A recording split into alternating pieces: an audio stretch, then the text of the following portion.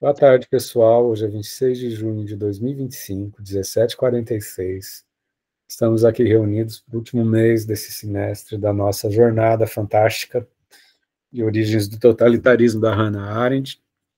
Vamos ter hoje a facilitação do Guilherme, que vai estudar conosco o Poder e a Burguesia, né, Guilherme? Poder e a burguesia. Poder e a Burguesia, que começa no livro, na página 201, né? Relembrando, semana que vem a gente vai ter a facilitação da Nazaré, generosamente, solidariamente, inspiradamente. Quando eu penso em Nazaré, eu penso em inspiração.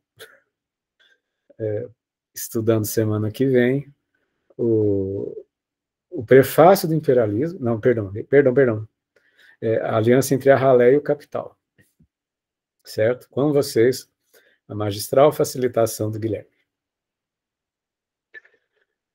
Bom, gente, bom dia não, né? Boa tarde, né? Sejam bem-vindos a esse frio que está consumindo o Brasil, né?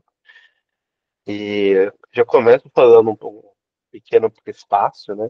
Que eu não planejei para fazer essa facilitação, então vai ser simplesmente eu e os meus post-its, porque por que não?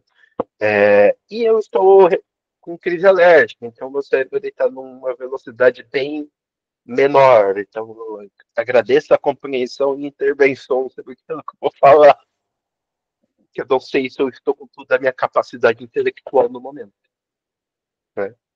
Nós vamos então aqui discutir, né, o segundo tópico do imperialismo, né, no livro Origem do Totalitarismo, né, o poder e a burguesia.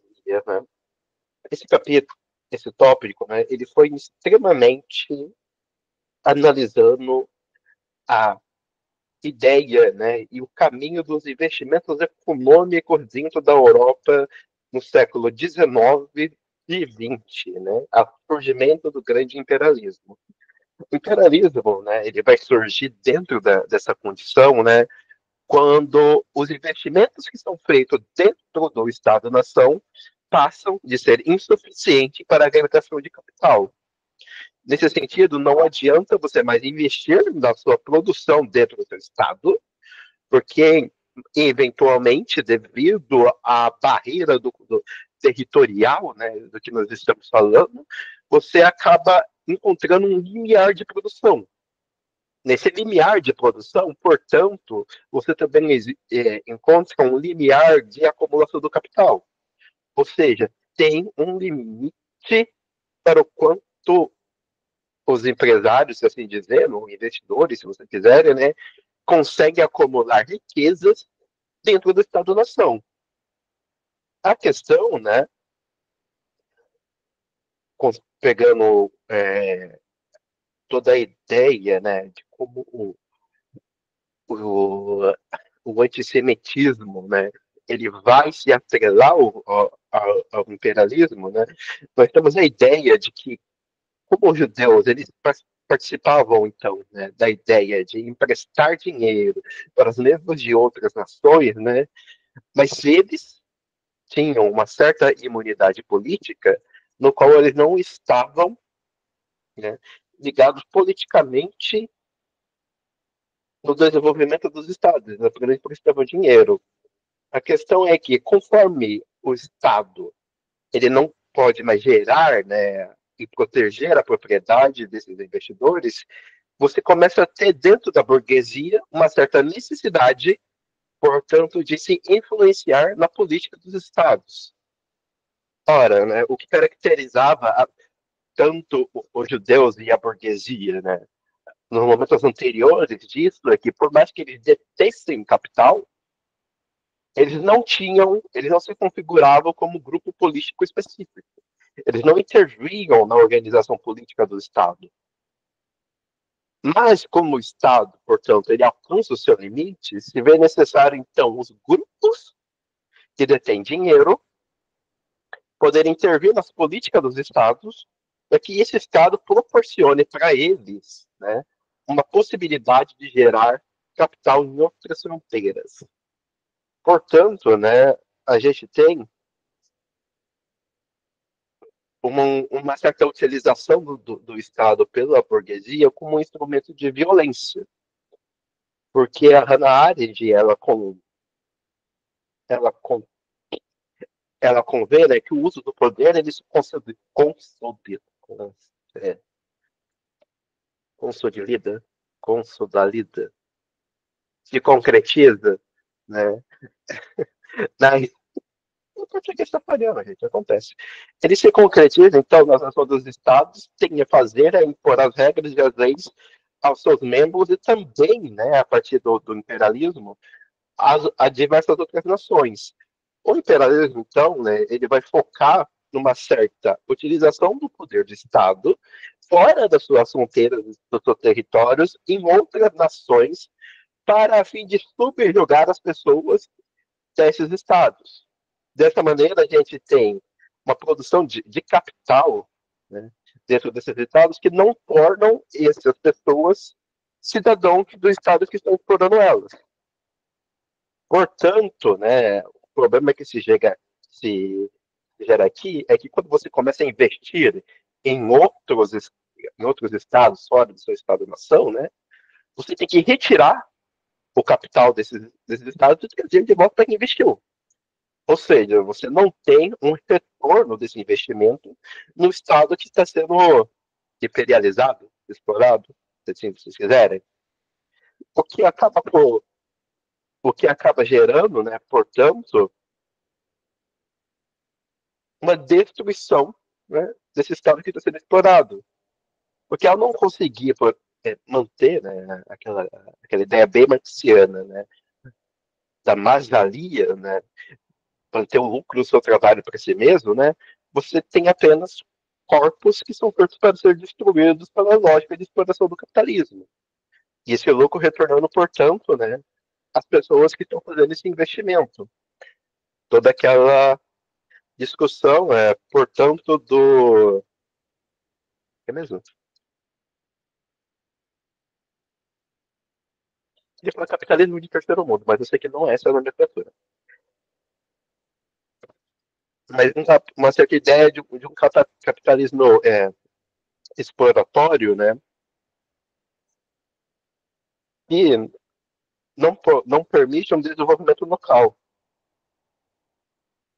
O engraçado é, portanto, né, segundo o discurso da própria Hannah Arendt, né, o imperialismo não é o estágio final da burguesia, mas, porém, né, o seu estágio inicial. Porque você tem uma mudança, portanto, né, não mais, né, do investimento para a produção, né, de tal material ou de tal situação, mas sim o investimento como investimento para se gerar mais dinheiro.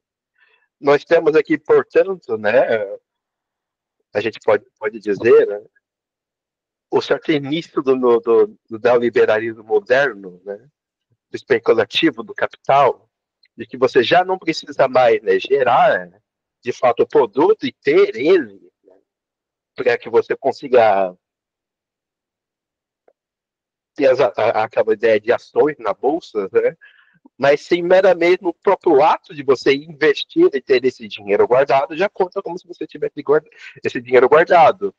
Por exemplo, eu não sei se vocês sabem, quando a gente fala que tal bilionário, né, vale, sei lá o que, de 2 bilhões de dólares, 2 bilhões de dólares, ele não existe. Ele está liquidado em ações dentro de empresas que são um dinheiro literalmente imaginário. Esse dinheiro ele não existe, ele não está, mas os bancos e as bolsas de valores fazem que esse dinheiro não existe. Tanto que, para, por exemplo, essas pessoas de fato fazerem, quando elas, quando elas fazem transições, elas não vendem o dinheiro, elas vendem as ações delas, porque as ações não estão ali. Mas se você vender, transformar essas ações em dinheiro, você literalmente é o que acaba com o mercado. Porque quando você vende essas ações, você tem que oficialmente transformar essas ações, essas especulações dessas empresas, em dinheiro que existe. Só que o dinheiro ele não está em lugar nenhum. Então a gente literalmente tem um certo ciclo vicioso no qual a ideia financeira simplesmente não existe. A gente acho que é muito engraçado, gente. Acho que a gente pode de fato falar que o dinheiro ele não tem base concreta, por mais que ele tenha repercussões concretas, sabe? Por outro lado, né, o imperialismo, portanto, não é mais, né, o, conforme a Hannah Arendt diz, né, a ideia de um certo último estágio do capitalismo e da exploração do capital. Mas sim, né, o seu primeiro estágio, porque você acaba tendo simplesmente a criação de dinheiro por ter mais dinheiro. O rico não é mais, né, quem possui propriedades, quem possui a coisa física para ter. Esse, na verdade, é o estágio inicial. E quando você tem dinheiro, você pode usar o seu dinheiro para gerar mais dinheiro de forma especulativa. Pobres somos nós que temos que trabalhar e criar coisas concretas, né, para termos as últimas consequências. Né? Assim, né, ela vai descrever um pouco o que o Hobbes, né, vai chamar então e descrever a partir, né, da filosofia dele, que é uma certa ideia, as últimas consequências, né, de um sujeito livre individual, né, criando a certa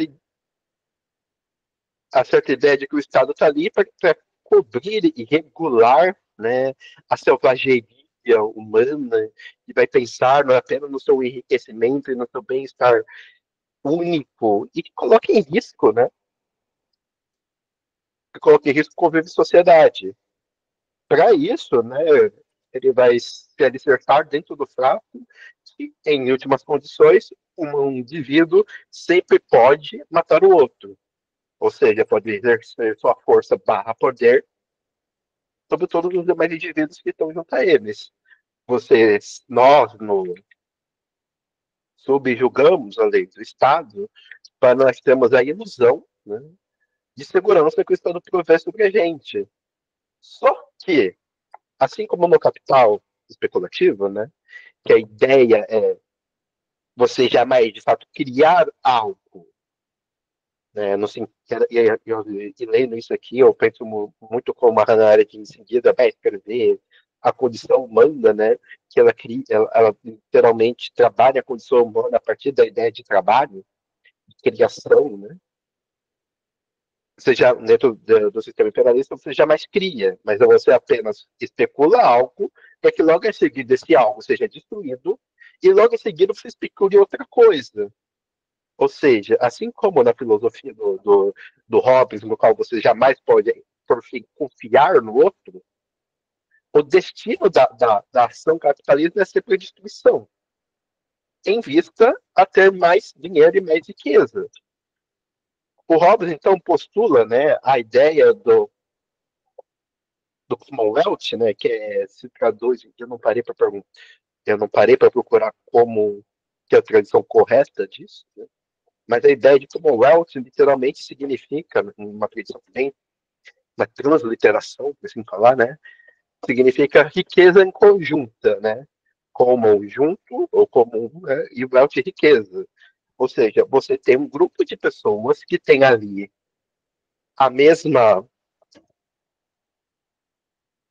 objetivo, barra ideologia, né, que buscam, então, se subjacer umas às regras umas das outras, não visando uma certa destruição mútua. Só que o Commonwealth ele é criado para você alcançar um tal objetivo. Ou seja, quando esse objetivo chega, o Commonwealth tende a se desfazer. Ou seja, mais uma vez, a gente tem uma liquidificação, né, daquilo que une as pessoas dentro de uma certa ideia de comunidade. Do que nós estamos vendo aqui, a última ideia, né, de maneira bem estranha, é como se a gente perdesse o elo da nacionalidade.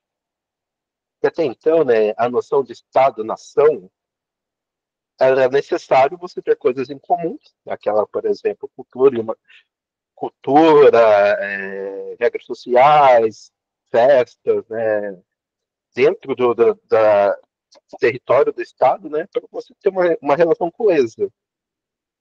Ou, juntamente nisso, na ideia do Commonwealth, isso se desfaz. Porque não é mais um laço comunitário que une as pessoas, mas sim com objetivos específicos que sempre estão ao passo de se desfazer. O imperialismo, então, nesse contexto, né, é a manifestação disso numa escala que permite você atacar e infringir os direitos dos outros.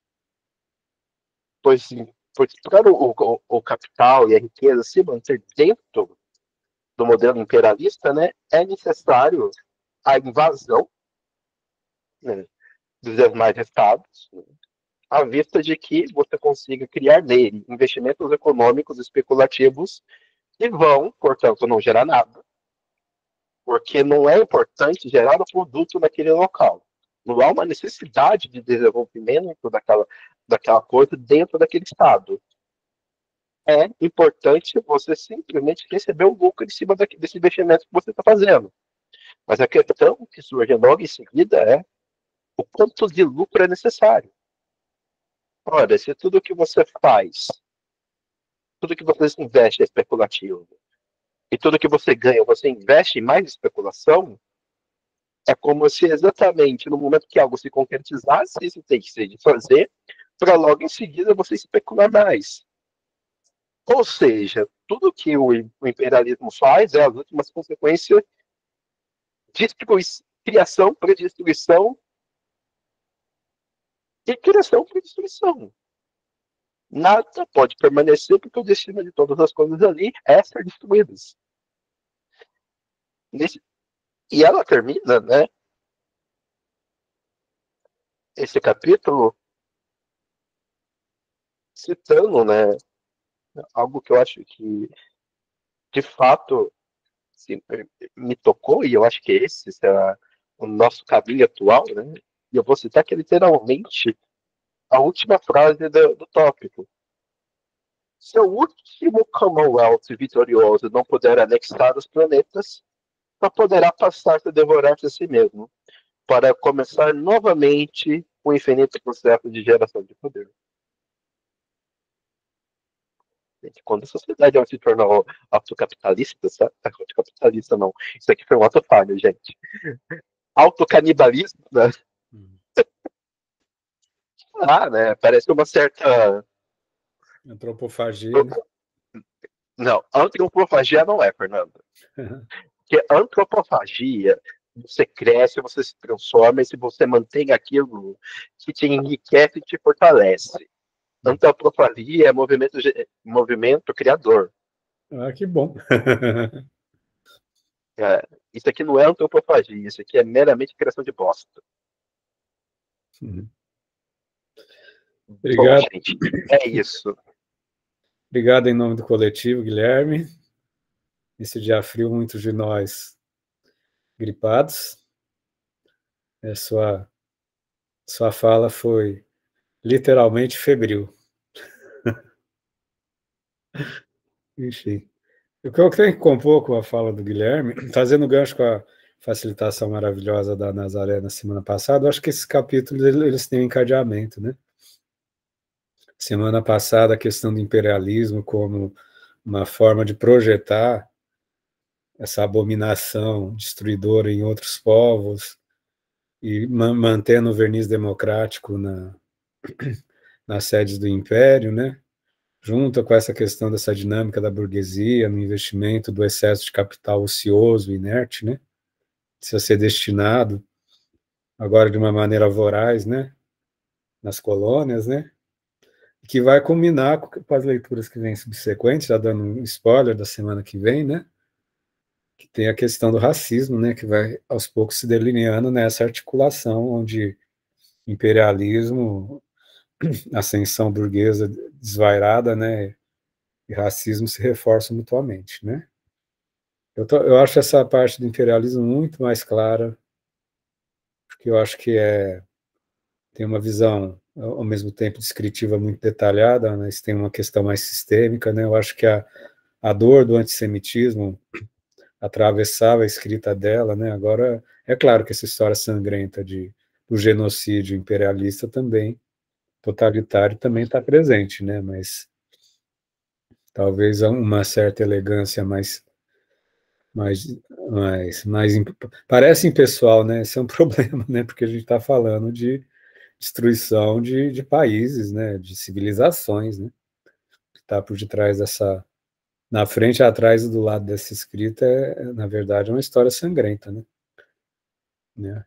Movida pelo império do capital acumulado, né? Então, eu me sinto muito tocado, né? Me sinto muito tocado. Minha fala, minha partilha não é tanto de conteúdo, mas é descrever uma percepção de que essa parte do imperialismo é muito tocante, que fala é, e é o imperialismo que se autodestrói. Nos próximos capítulos ela vai falar disso, que tem um movimento nesse movimento todo que depois retorna sobre a forma de um racismo interno, né? Na dissolução dos estados-nação, né? Que acaba gerando esse canibalismo que o Guilherme fala, né? No movimento de autodestruição das nações, como foi o caso da Segunda Guerra Mundial, né? Hitler, etc. Né? Então é de uma crueldade, né? Nosso esse processo civilizatório totalitário que espero que com a história recente que a gente está vivendo essa semana, né? Trégua de 2 semanas da guerra do Irã com Israel, trégua de 2 semanas, tá, gente? Como ser humano ele se repete, né? Torcer para vamos ter esperança como resistência, né? A Elisa falou, escreveu aqui, boa tarde, boa noite já, né? Elisa, infelizmente, quando o lucro se torna o único objetivo, ele desvaloriza princípios como igualdade, justiça e liberdade, levando os governos a agir em função de interesses privados e não do bem comum. Isso fragiliza a democracia e abre espaço para autoritarismo e manipulação ideológica, né? Com certeza, né? Então fica uma equidade, uma justiça, uma liberdade só na sede do império, né? Às vezes o cidadão comum não sabe do lixo ocidental, né? Como diz vocês não sabem do lixo ocidental, né? Como diz o Milton Nascimento. Guilherme levantou a mão? Guilherme? Sim, compondo, né, com que... Peraí, deixa eu ver o nome. Ah, The Habit, compondo com o que a Elisa disse, né, a ideia que a Hannah Arendt realmente fala aqui, né, é que você passa a tornar, né, qual foi a palavra que você disse? Os interesses privados se tornam os interesses públicos, sabe? E eu acho que é esse o pulo do gato do que ela está falando. Ela está dizendo que no modelo de Estado que a gente não tem interesse coletivo. A gente tem interesse individualizado de cada um, que se vincula, portanto, no Estado, sabe? E eu acho que essa é uma noção que é interessante, porque como isso pode ser perigoso o que eu vou dizer agora, sabe? É a questão da luta identitária, sabe? A gente tem a questão a gente tem esse reflexo na política pública. Sim, essas lutas, elas surgem para garantir direito a pessoas e minorias em situações de violência e risco.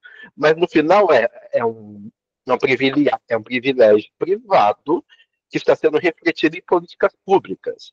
Nós, isso acontece porque a gente perde o vínculo que une a gente com o povo.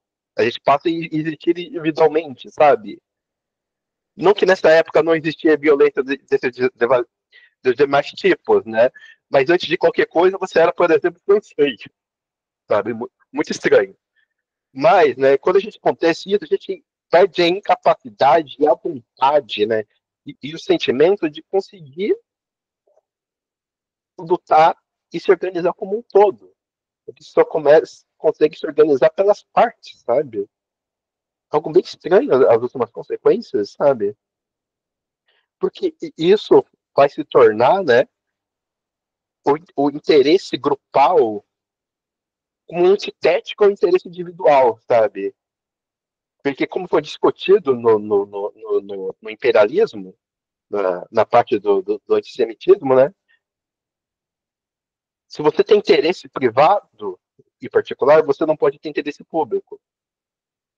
Porque isso te garante privilégios que a todo mundo.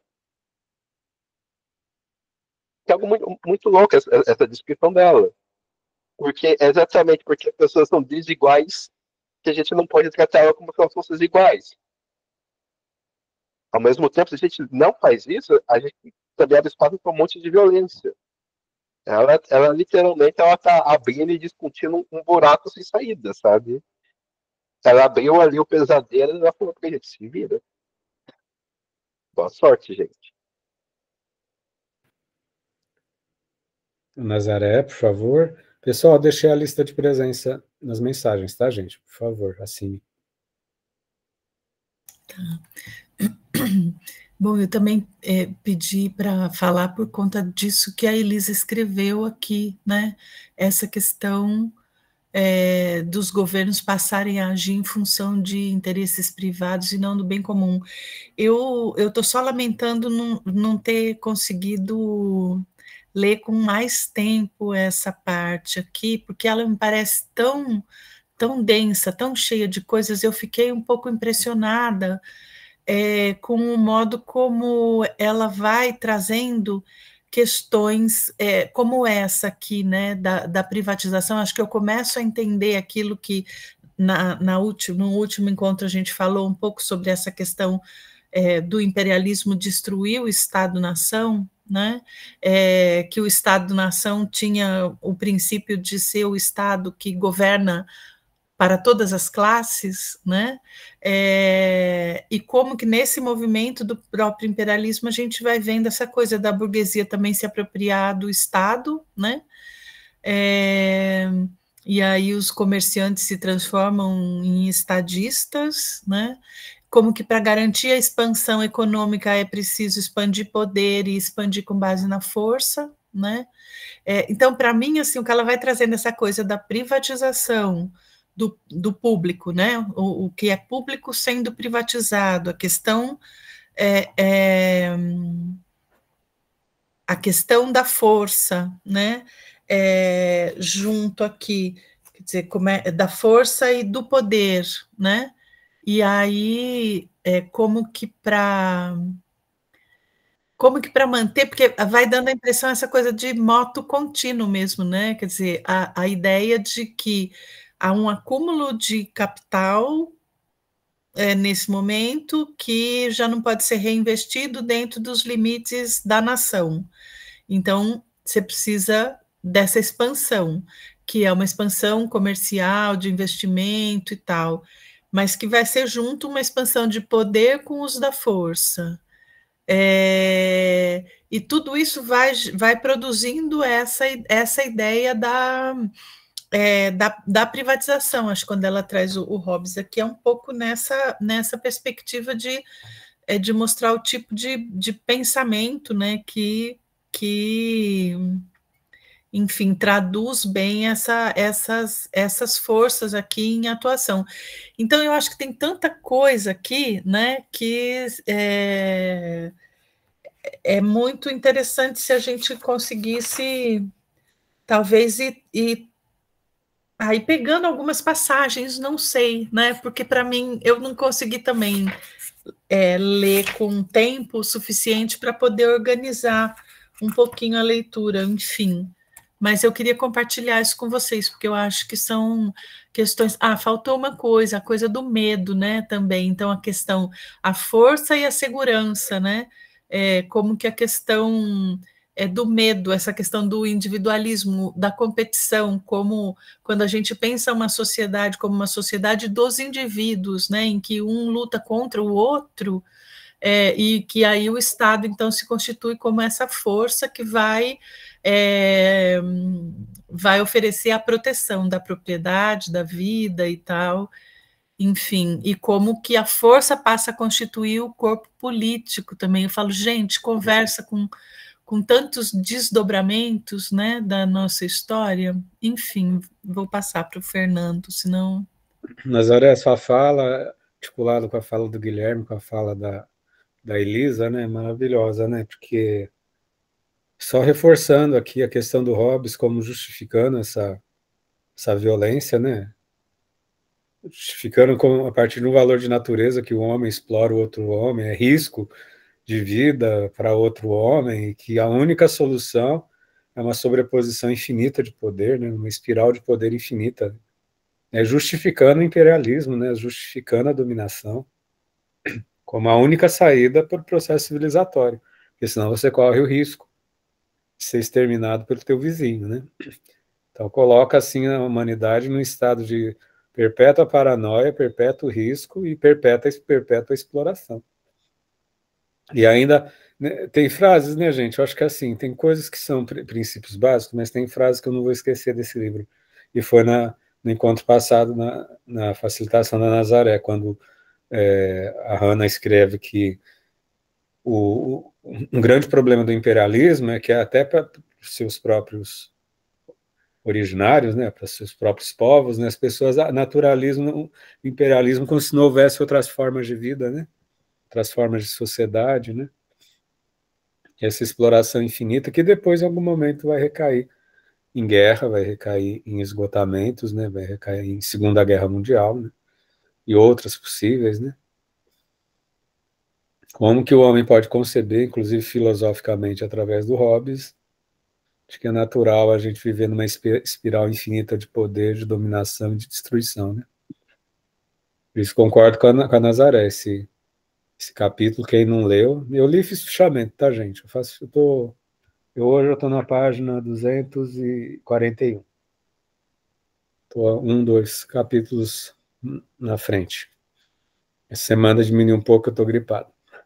Mas quem não leu, leia, gente. Eu acho que esse imperialismo ele está tratando temas centrais, né? Da nossa subjetividade, da história contemporânea, né? Até para a gente entender os absurdos que a gente está vivendo nesse mundo em guerra, né? Mas alguém quer compartilhar, gente? Afeto, percepção, leitura.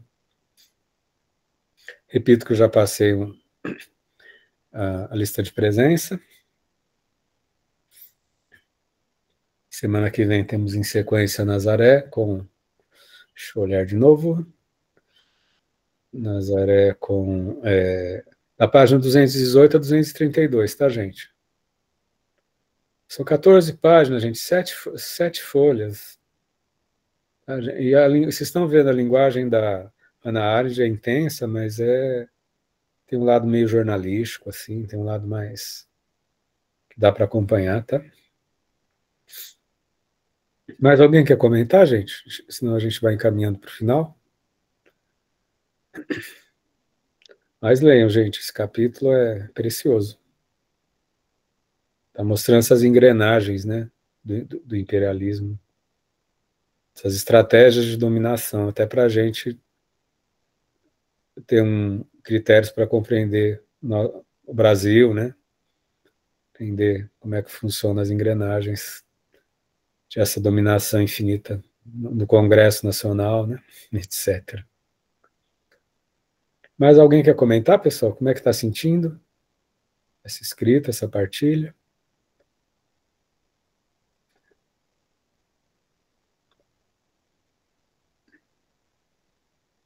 Ninguém, pessoal?